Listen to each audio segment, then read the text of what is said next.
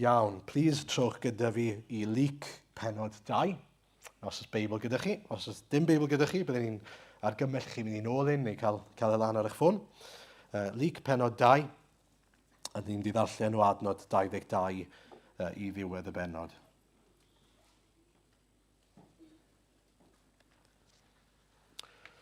Os oeddech chi yma cyn y Nadolig, chi'n gwybod bod ni wedi edrych ar Luc 1 yn barod, a ar y degau wedi edrych ar ddarnau o Luc 2 hefyd. Ni'n mynd i barhau nawr yn Luc 2 am rhai misoedd.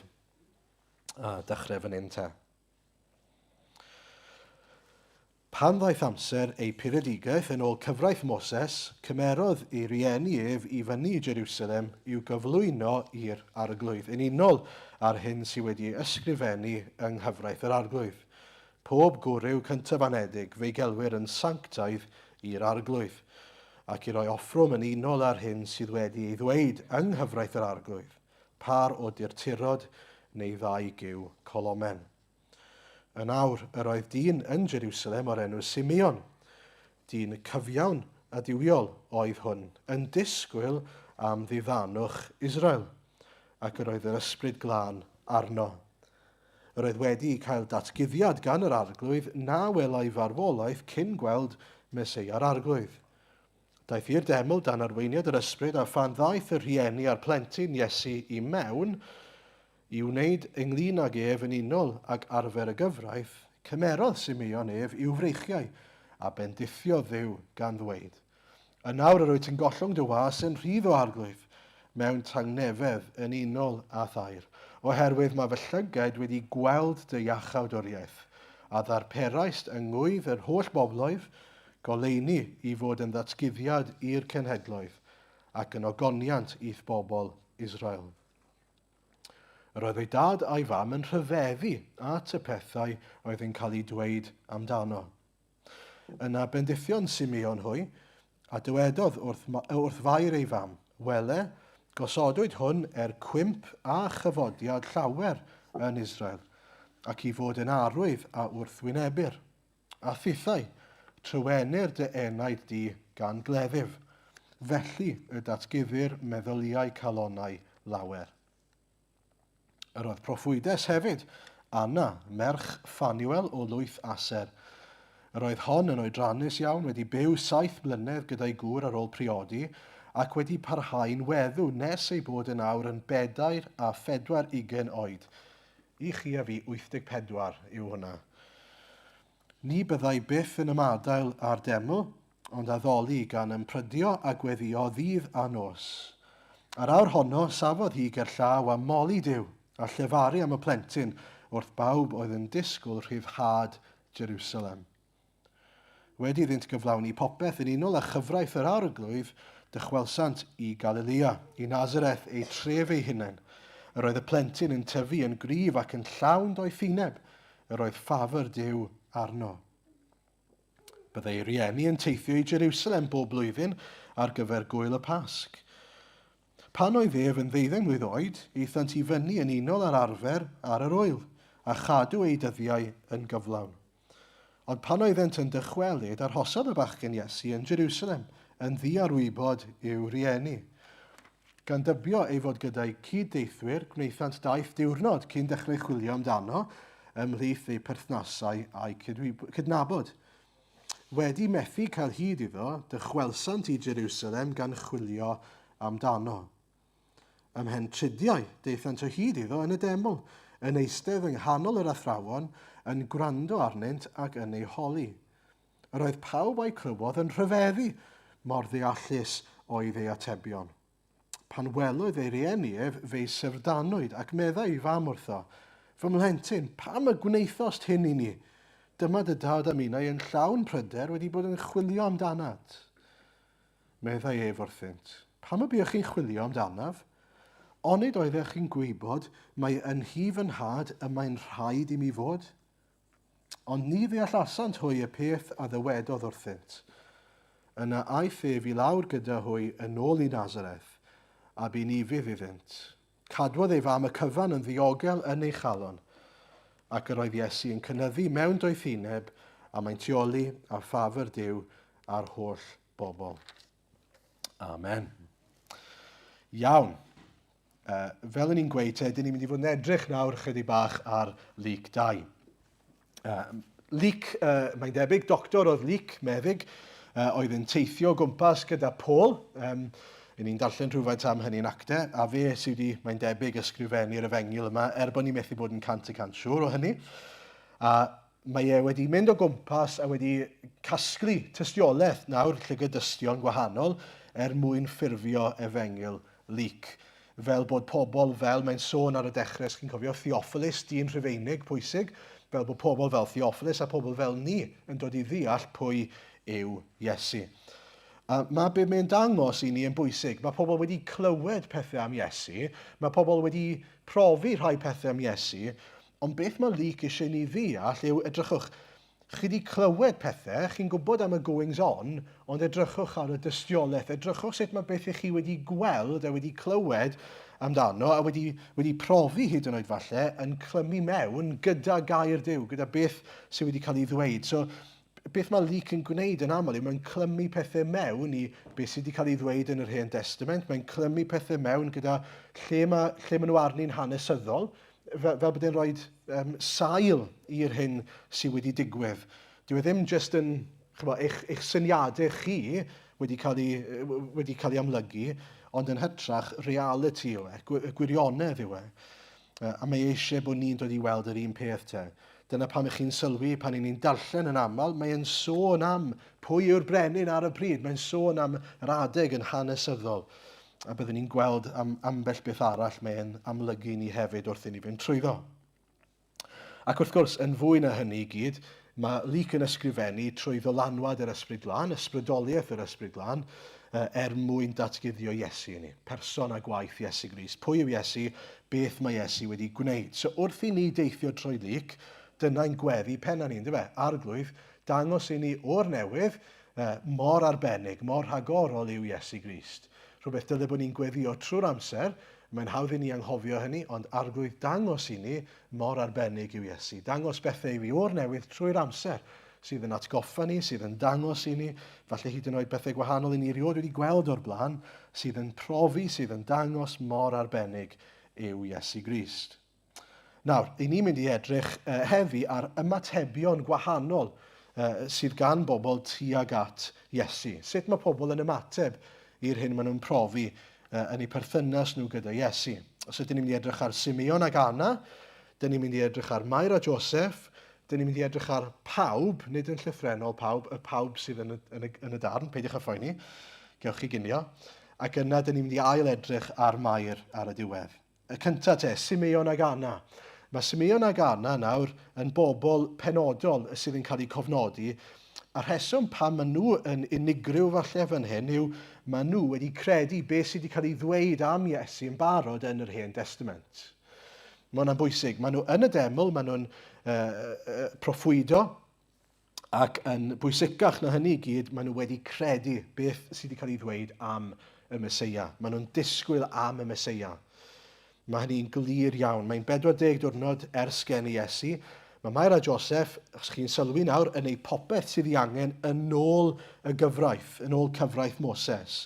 So mae hynny'n cynnwys adnod 21, os ywch chi edrych yn ôl i fyna, cael ei enweidi arno. Nawr mae'r cyfnod peredigaeth wedi dod, ac yn nes ymlaen hefyd, adnod 39, wedi iddynt gyflawni popeth yn unol â chyfraith yr arglwydd.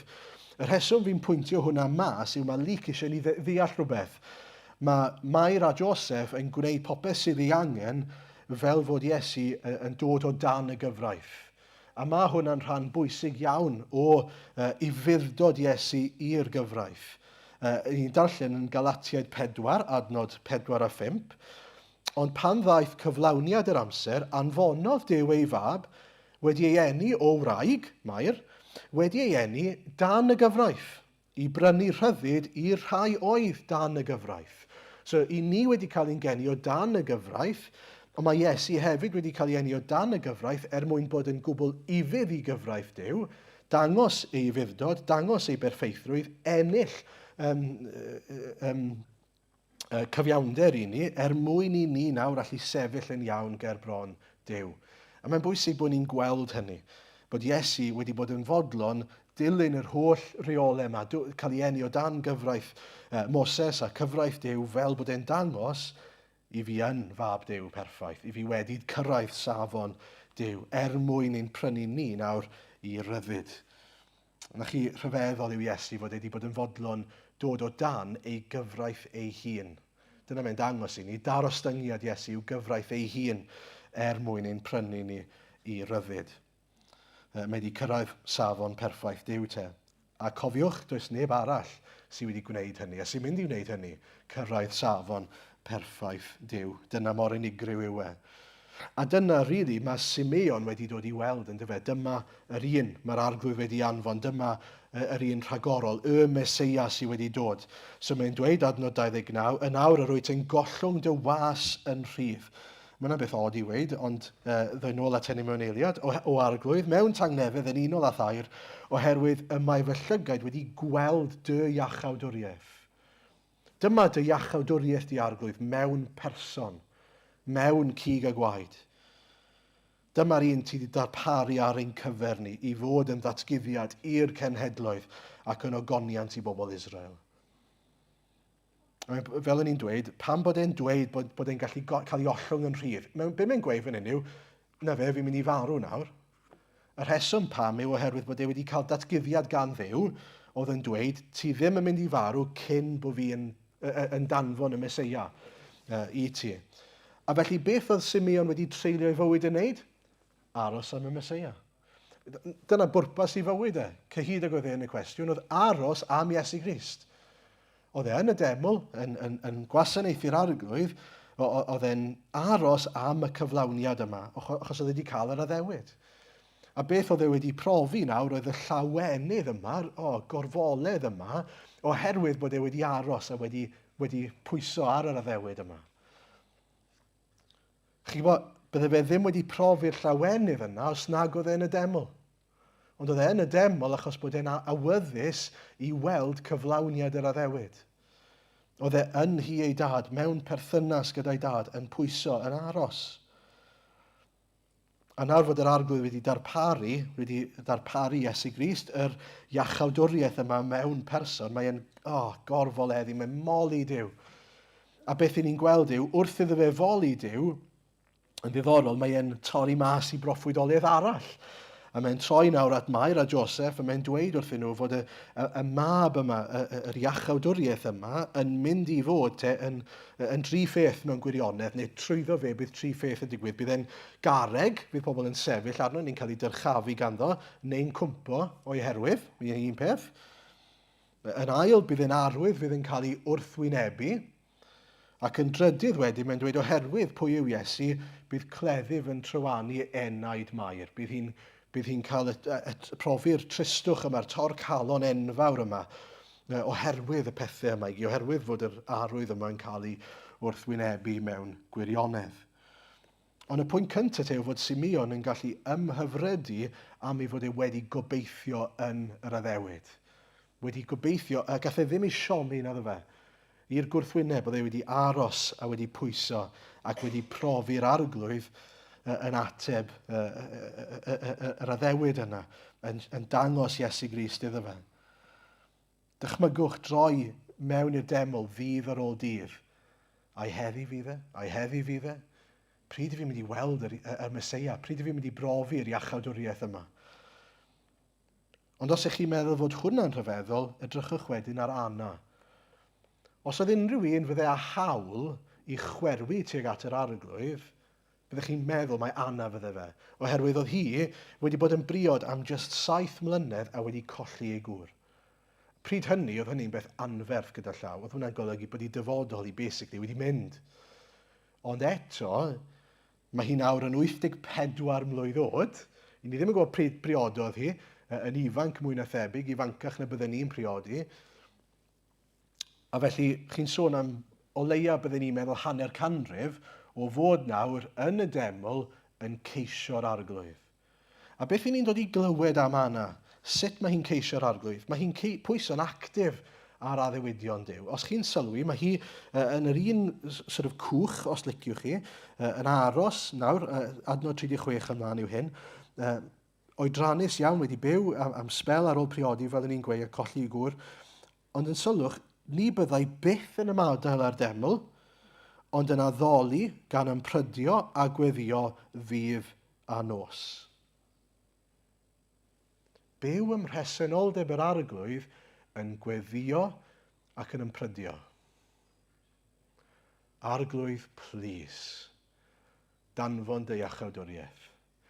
Arglwydd, please. Danfon y Meseia.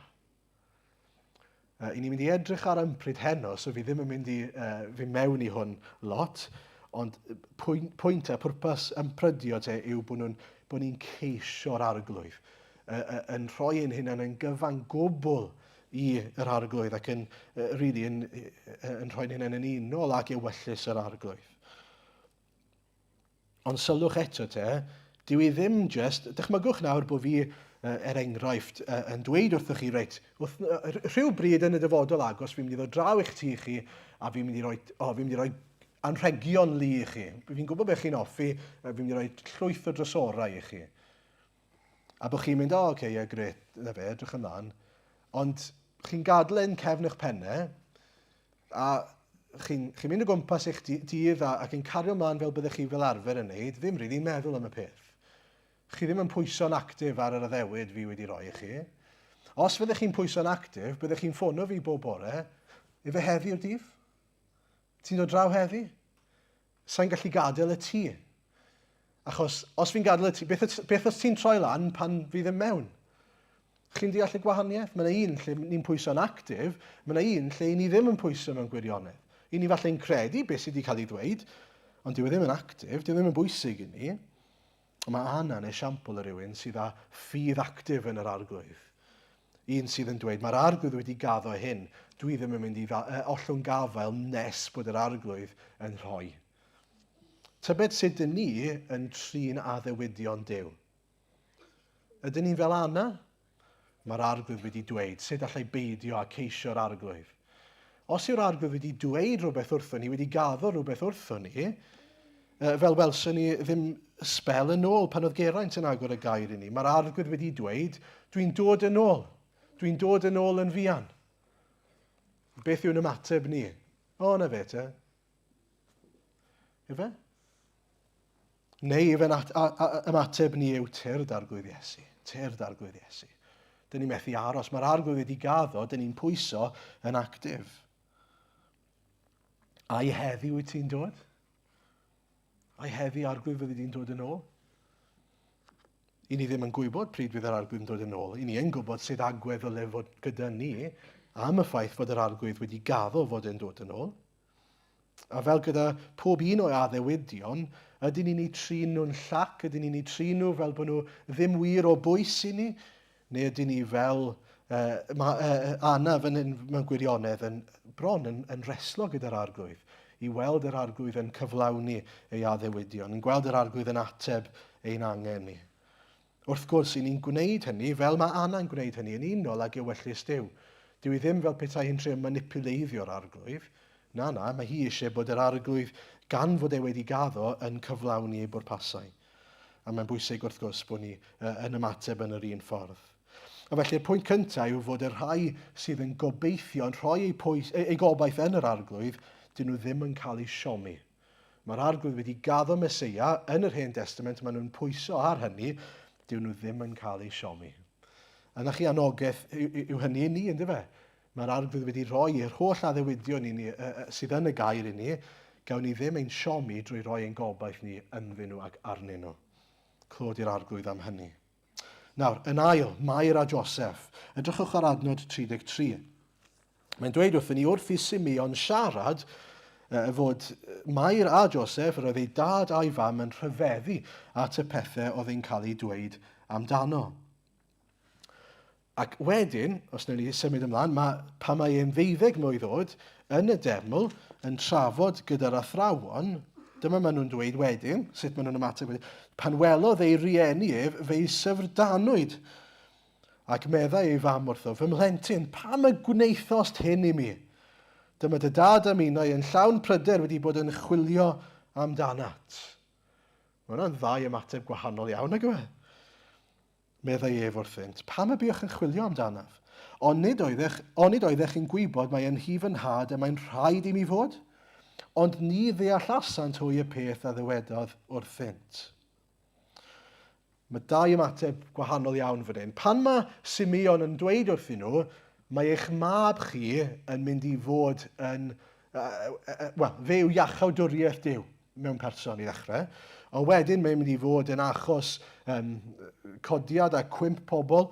Mae yn oleini ddatguddio iachawdwriaeth Duw i'r cenhedloedd. Mae'r pethau maen nhw'n rhyfeddu. Maen nhw'n rhyfeddu oherwydd bod nhw'n dod i ddeall, waw, dyma'n mab ni. Mae'n fath o Feseia byddwn ni byth wedi dychmygu, nid jyst Meseia ar gyfer pobl Israel, ond Meseia i'r cenhedloedd yw e. Maen nhw'n rhyfeddu. Waw! Ond ar yr un pryd, pan ni'n dod at y darn lle mae e nawr yn hi ei dad, yn y deml, a dyn nhw ddim yn deall hynny, yn sydyn mae yna strygl yn digwydd. Yn sydyn, dyn nhw ddim yn deall pam fod rhaid i Iesu fod yn y deml, yn hi ei dad. A beth ni'n dod i weld fan hyn yw, mae'n un peth i gredu y newyddion am pwy yw Iesu, mae'n beth arall i brofi y reality o pwy yw Iesu. Dyma beth fi'n golygu gan hynny. Mae clywed bod Iesu'n mynd i fod yn achubwr y byd mewn gwirionedd, pob un sy'n troi ato fe o bob cenedl, waw. Ond reality hwnna nawr yn dod, yn cael ei roi ar waith yw'r ffaith fod Iesu yn gorfod bod yn y deml. Yn gorfod bod ymhlith pobl yn amlygu gwirioneddau Duw. Gwirioneddau y gair i bobl, ymhresynoldeb ei dad ac yn rhannu pethau yn y deml. A be mae'n dweud fan hyn wrth y bobl yw, wrth Mair a Joseph, dyma lle fi fod. Fi fod ymhlith yng nghanol ti fy nhad, neu yn hi fy nhad.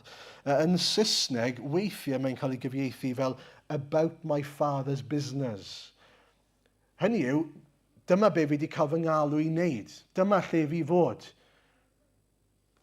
Dyma pam fi wedi dod, mae'n gweud mewn geiriau eraill. Mwyn nawr gallu amlygu gwirioneddau gair Duw i bobl, mwyn gallu bod yn addoli fy nhad. Chi'n gweld, mae'n un peth i glywed, dyma pwy mae Iesu'n mynd i fod, ond nawr mae Mair yn dechrau profi y reality o hynny, a Joseph hefyd, sef bod e'n mynd i roi y tad yn gyntaf, ac i fydd dod i'r tad cyn popeth arall. Mae rhieni nawr ar y ddeiar yn eilradd i ewyllus y tad. A mae hwnna'n boenus iddyn nhw. Mae hwnna'n mynd i fod yn anodd iddyn nhw.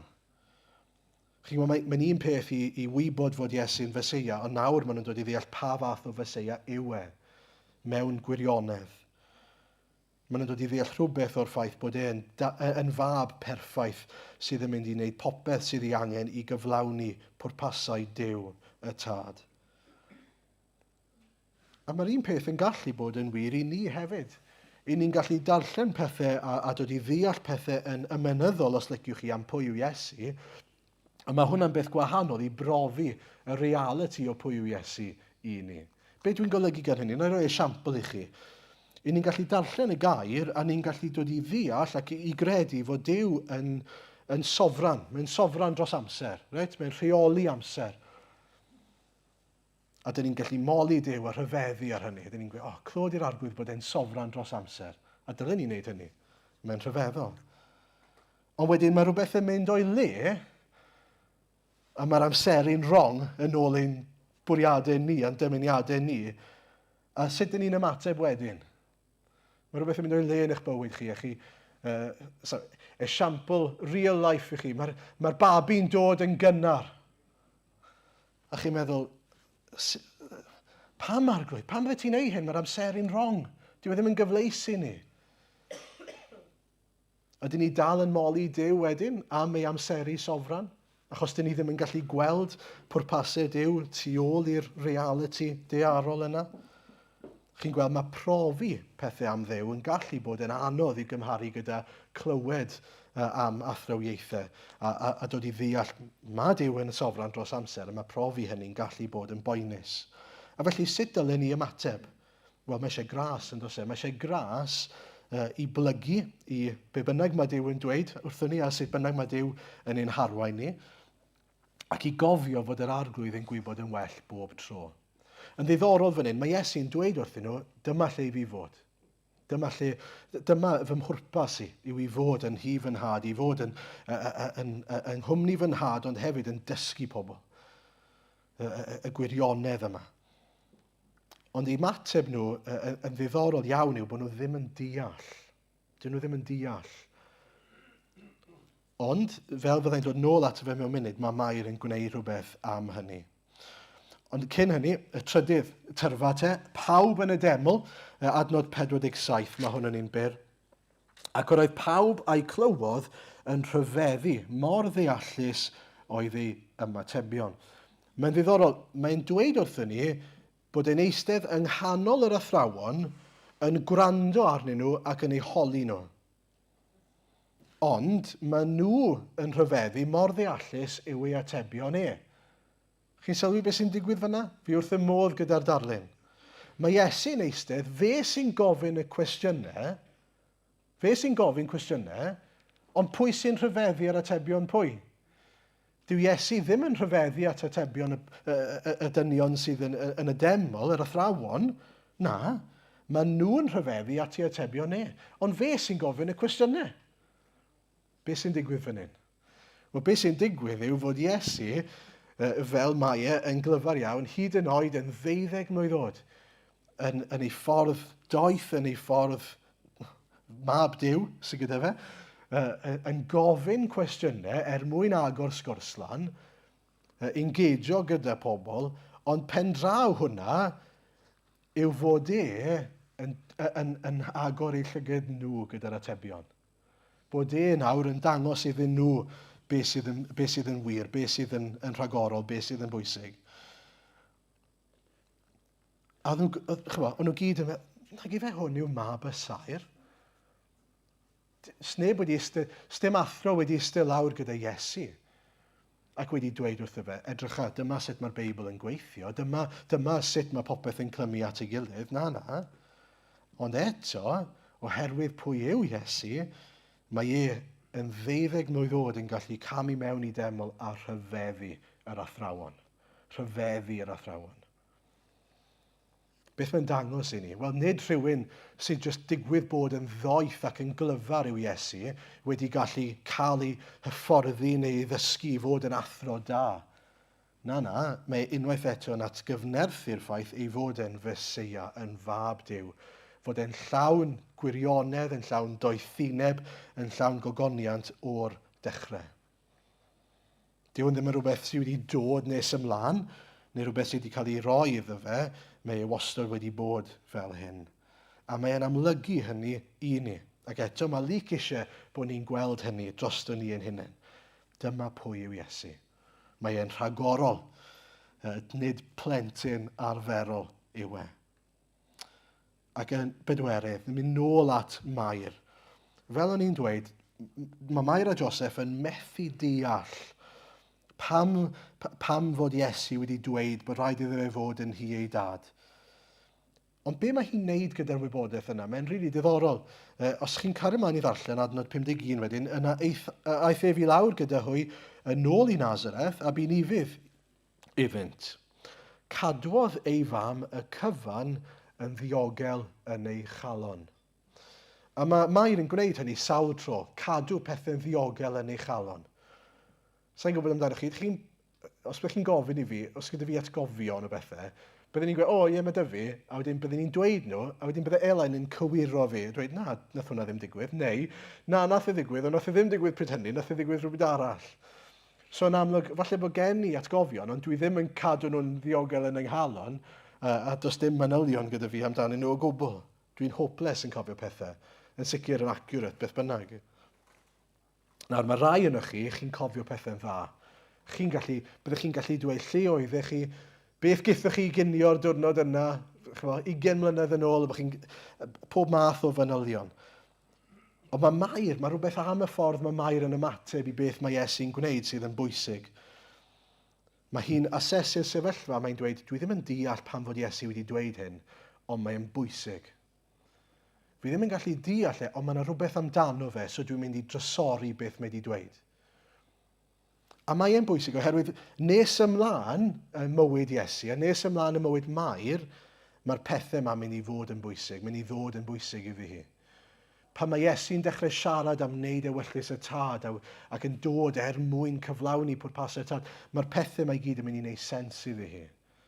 A mae'n mynd i edrych yn ôl a mynd i, dyna pam nath Iesu wneud hwnna. Dyna pam nath Iesu wneud y llall. A mae'n mynd i fod yn baratoad ar ei chyfer hi ar gyfer pan fydd Iesu'n gorfod marw.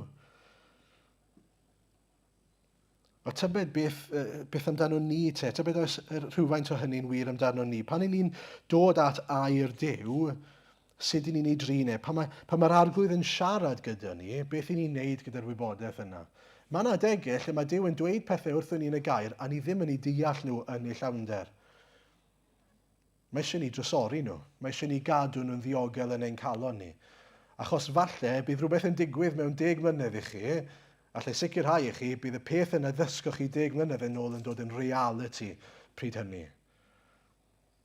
Mae yna bethau, pan ni'n gallu, falle bod chi wedi profi hyn, chi'n edrych yn ôl a chi'n meddwl, diolch i'r arglwydd bod wedi dangos hwnna i fi fyna, achos nawr i fi'n gallu deall nawr fi'n gallu gwerthfawrogi fe. Mae yna bethau, peidiwch â phoeni mewn gwirionedd yw beth i fi'n dweud, os ych chi ddim yn deall popeth nawr, ond trysorwch nawr. Gwerthfawrogwch bod yr arglwydd wedi amlygu fe i chi nawr, achos yn yr amser cywir, mi fydd e'n dod i wneud sens i chi, mi fydd e'n dod yn reality yn eich bywydau chi.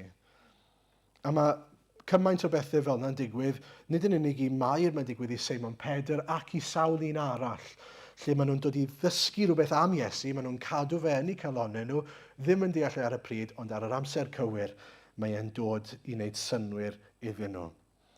A felly, i ni peidiwch a diastyru y pethau yma yng ngair Duw. Cadwch nhw yn agos at eich calon chi. A nid yn unig hynny chwaith, ond beth i ni'n dod i ddeall wrth gwrs yw, oherwydd pobl fel Mair yn trysori'r pethau yma, mae Luc nawr wedi gallu cofnodi nhw. Oherwydd bod y bobl mae wedi cadw nhw'n agos at eu calon nhw, i ni'n darllen amdanyn nhw nawr.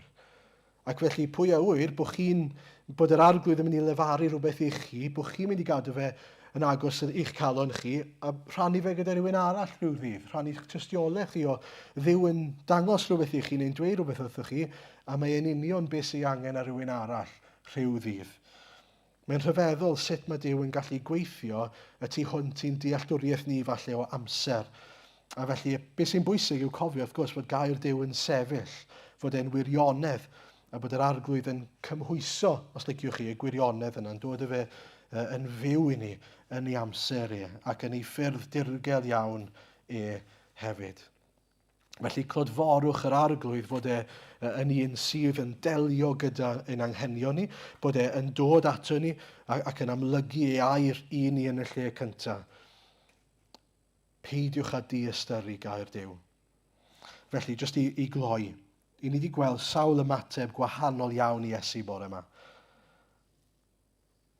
Rhai yn fwy positif nag eraill. Falle rhai yn rhyfeddu, rhai falle yn diastyru, rhai yn tristau tuag at yr arglwydd Iesu. Ond y cwestiwn mawr yw, wrth gwrs, beth yw'ch ymateb chi? Beth yw'ch ymateb chi, Iesu? Wrth adael bore yma, ych chi'n rhyfeddu at ogoniant Iesu Grist, at ddoethineb Iesu Grist, at ddarostyngiad Iesu Grist. Ych chi'n rhyfeddu bod wedi bod yn fodlon cael ei eni o dan y gyfraith mwyn eich rhyddhau chi o afael y gyfraith? Ych chi'n rhyfeddu fod mab Duw ei hun wedi dod i'n plith ni? Fel Simeon, mae llyged i wedi gweld dy iachawdwriaeth di. Ydyn ni'n gallu dweud mae fy llyged fy ffydd i wedi gweld dy iachawdwriaeth di, a mae'n nghalon ni'n gorfoleddu am hynny? Ydyn ni fel Anna yn pwyso ar addewidion Duw? O arglwydd, please, tyrd nôl yn fi, o arglwydd, please, gorffen dy waith yno fi. Mae yna gymaint o addewidion mae Duw yn rhoi, a ni'n cymryd nhw'n ganiataol, ni'n flippant gyda nhw. gyda'r holl ymatebion yma. Beth sy'n bwysig gofyn wrth gwrs yw, wel, beth yw'n ymateb ni? A gweddiwch am ras i weld yn onest beth yw'ch ymateb chi, a gweddiwch hefyd am nerth yr ysbryd i ymateb yn ostyngiedig te i'r arglwydd, a plygu dyn a'i foli fe fel sydd yn deilwng, mwyn ei enw. Amen.